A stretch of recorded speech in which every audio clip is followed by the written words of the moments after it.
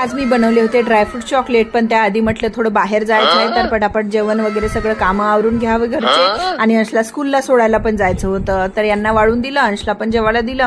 म्हटलं आज मला ना तूप खायची खूप इच्छा होत होती, म्हणून वरणावर 1 चम्मच तूप घेतला, आपलं नेहमीचं डाएट केला.